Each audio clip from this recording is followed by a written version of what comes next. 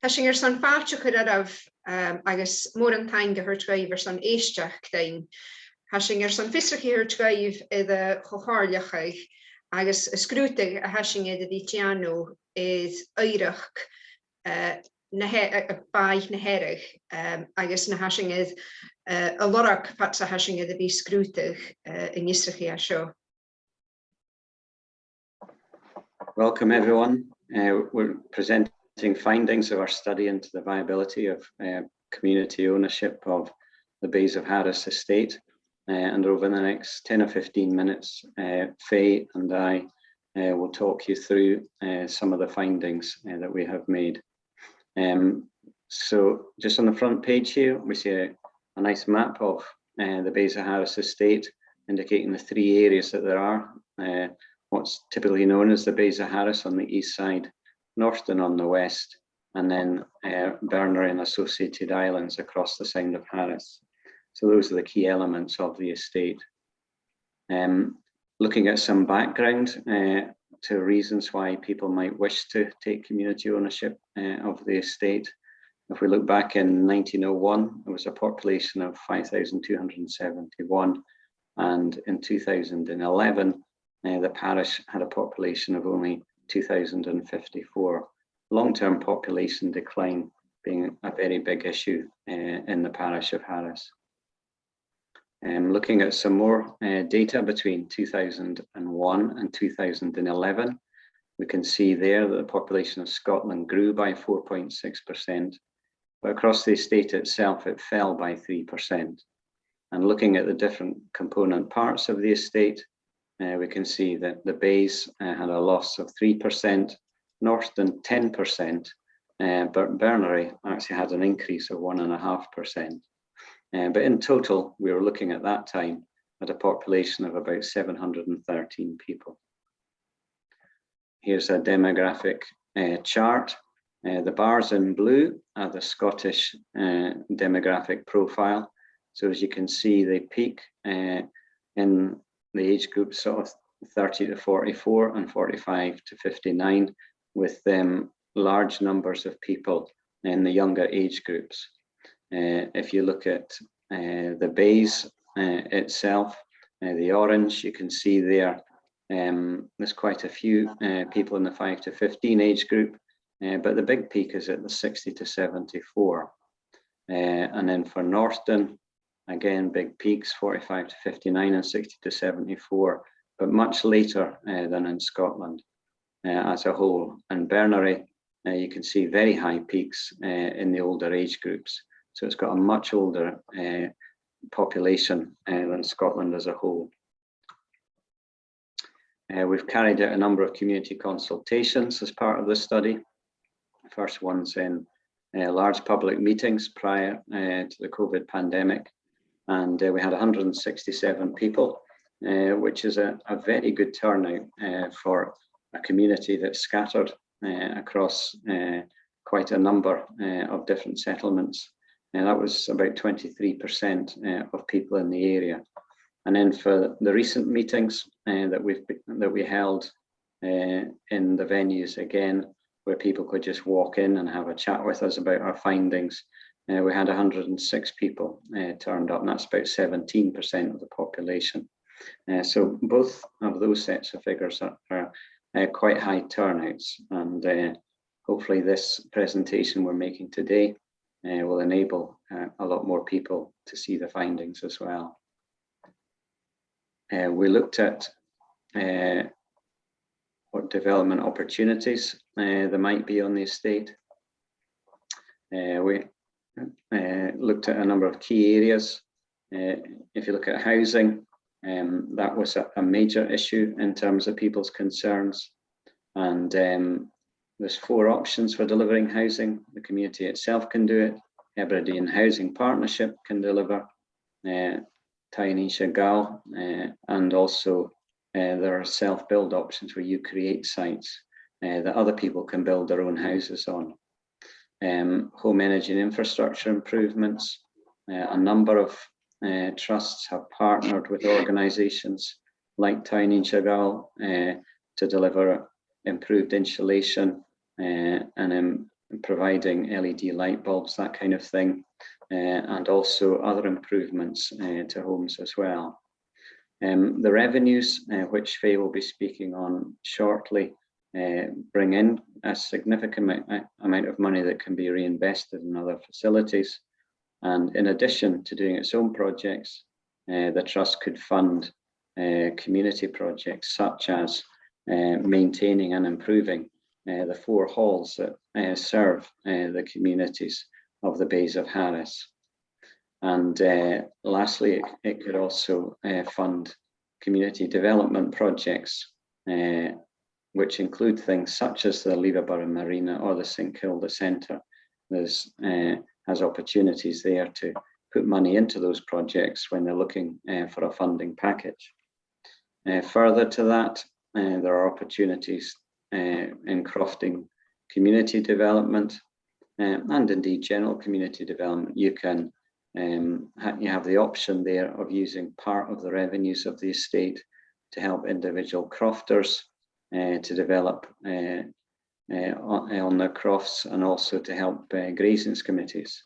And if that is added to grant support that is available to crofters, you can get very high levels of grant support, and actually for the investment that the state the estate puts in, you actually then get a very high return.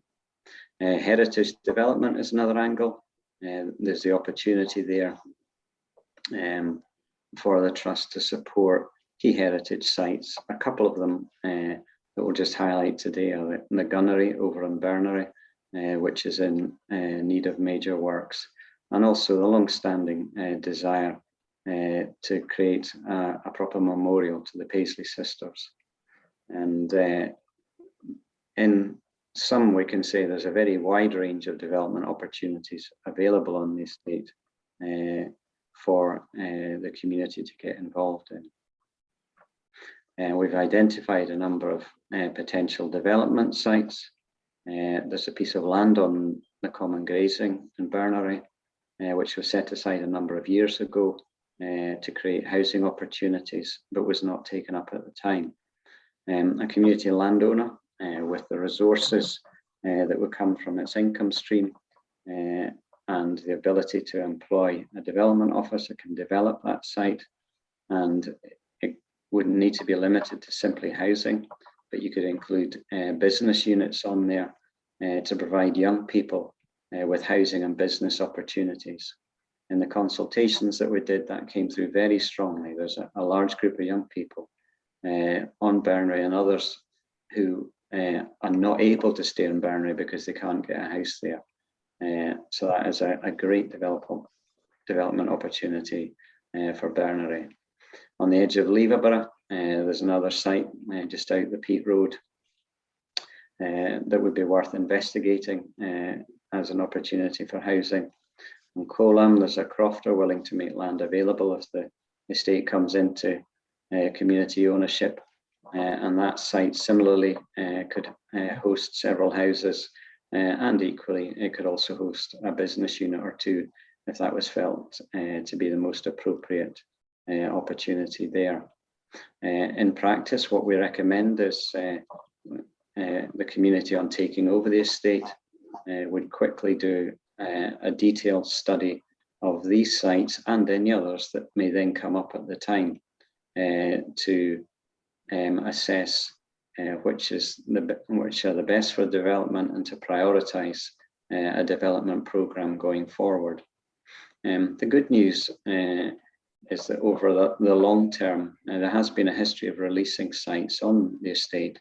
So even if some of these sites prove not to be viable at this time, there could be other sites that would come forward in due course that would allow similar or other developments to happen.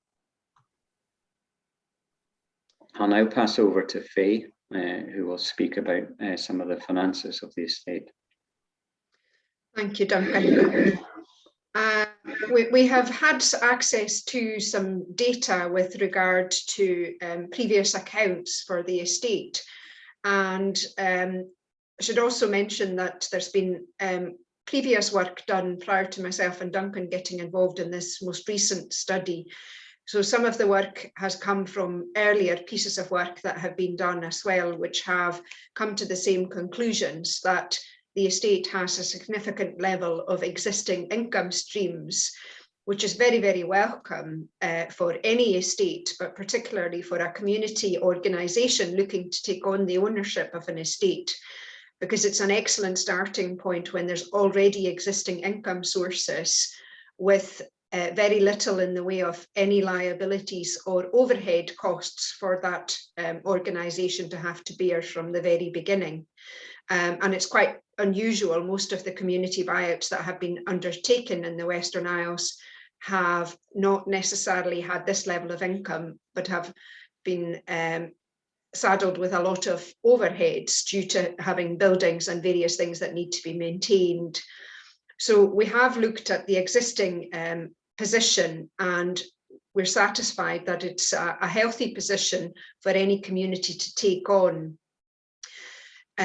Croft rents only bring in around about £3,000 of income, and that reflects the relatively low level of croft rents as is experienced across all crofting estates.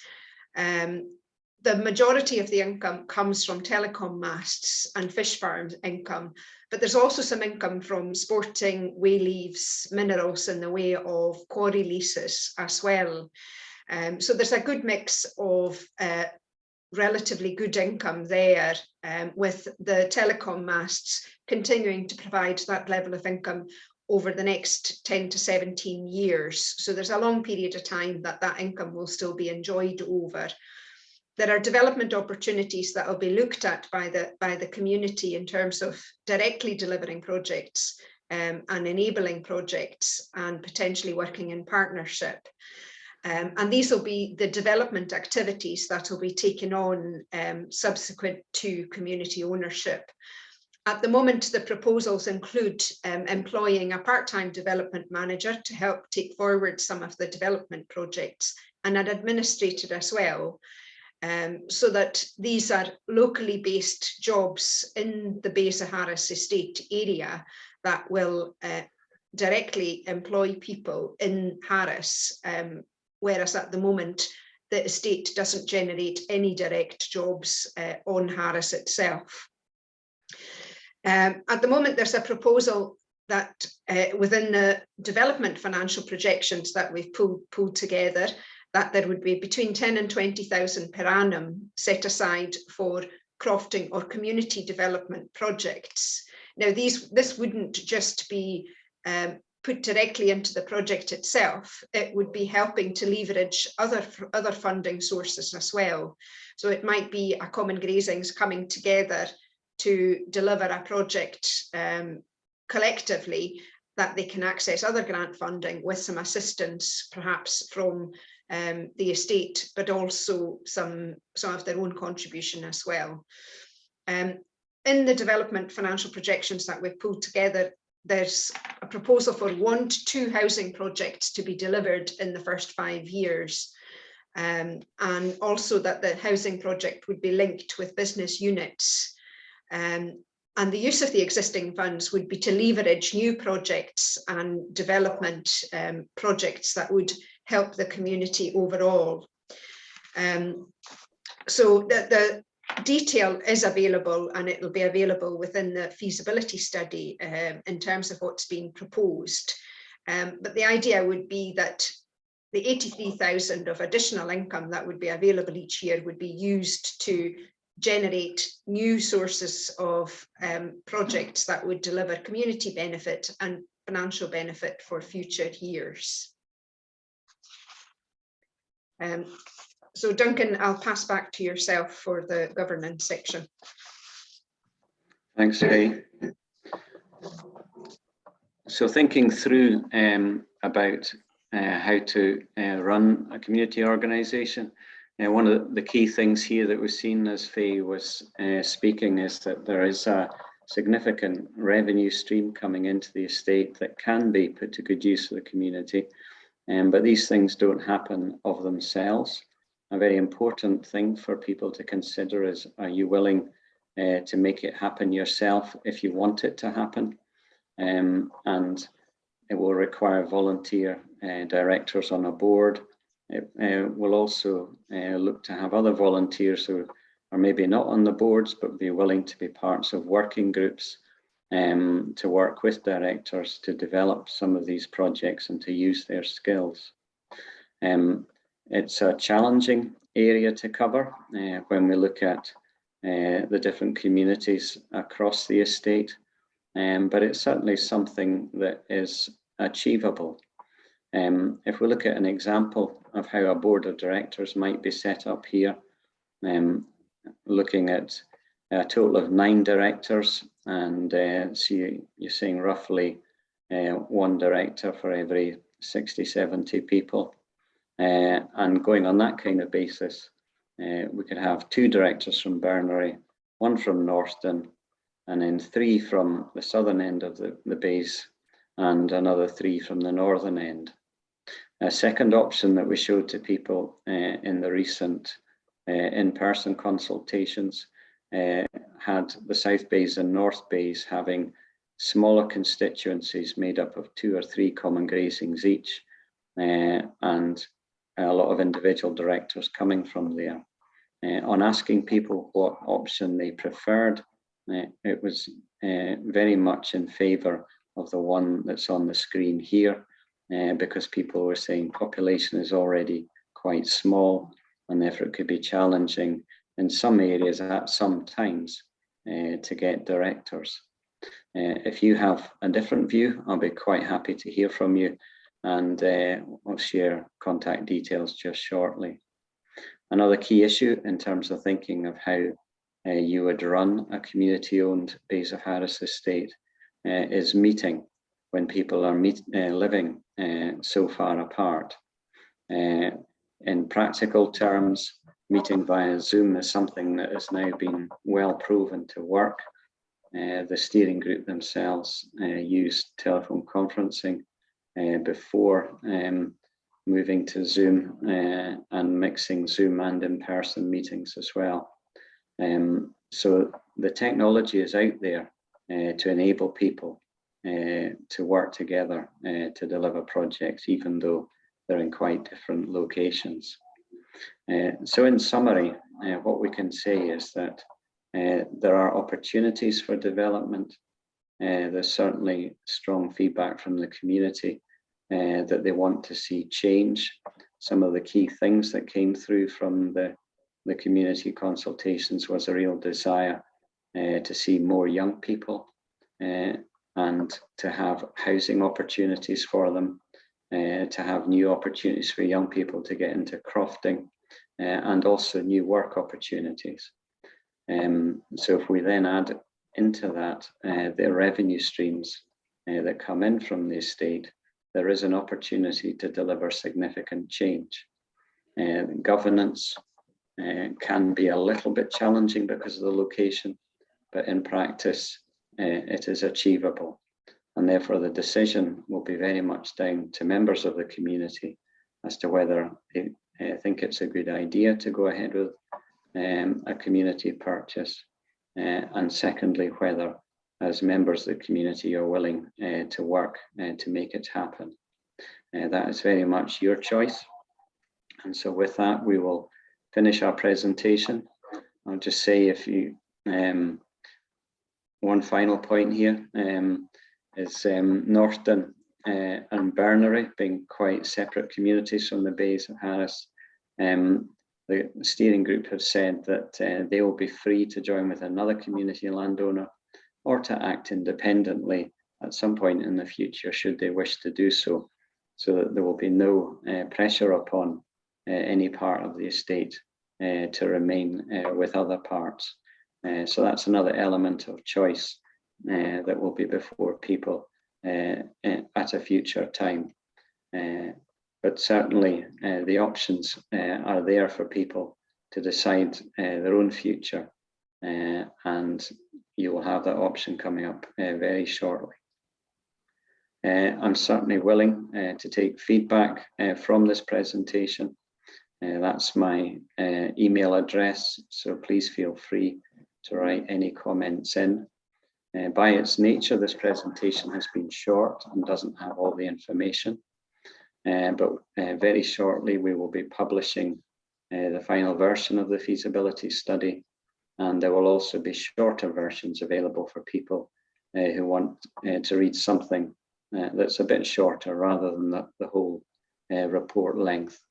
But we're grateful to you for taking the time to listen to this, and we look forward to hearing from you and also to finding out ultimately what your choice will be regarding the future of the estate.